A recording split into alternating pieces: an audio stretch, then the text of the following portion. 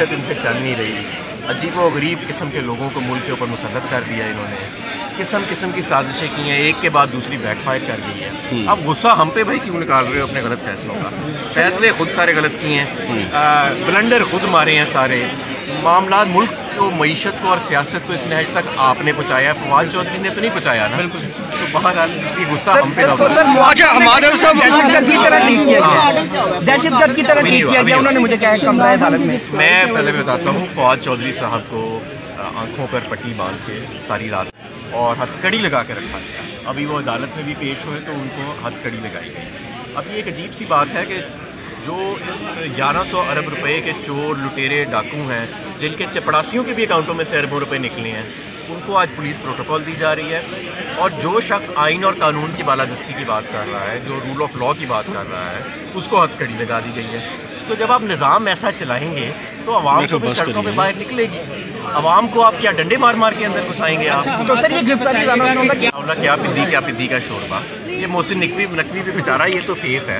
अच्छा, इन बेचारों के तो अपने पैर ही नहीं। अच्छा, हमारे साहब इस बात का जवाब दीजिएगा कि आप ये समझते हैं कि गिरफ्तारियां इस बुनियाद पर की जा रही हैं कि आप नून लीग, जब आपका दौरे हुकूमत था तो उनके जो है वो जाहिर सी बात है कि MPs या MNs या मेन लीडरशिप को जो है वो गिरफ्तारियां की जा रही थी, तो अब क्या उसकी पदाश में आपको गिरफ्तार किया जा रहा है? जो नून लीग की गिरफ्तारियां थी और जो नैब कर रही थी, वो नैब कानून के तहत कर रही थी और उन केसेस के अंदर कर रही थी।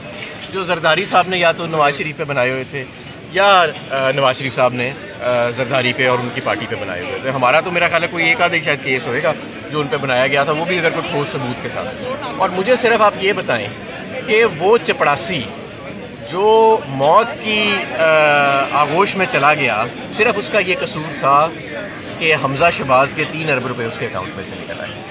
और पहले उससे ज़बरदस्त, मैं एक बात कर रहा हूँ, मेरा अंदाज़ा है, और फिर उसका अकाउंट खुलवाया गया होगा, उसके अकाउंट में काले धन का पैसा रखा गया होगा। जब वो पकड़े गए तो ना सिर्फ ये कि कानून ने हमजा शहबाज को गिरफ्त नहीं किया, बल्कि उल्टा उसको मार दिया गया और कहा गया कि नहीं जी ये इसको दिल का दौरा पड़ा। एक तो इनके सारे केसों में गवाहों को दिल के दौरे बड़े पड़ते हैं, ये हमें समझ नहीं आ रही।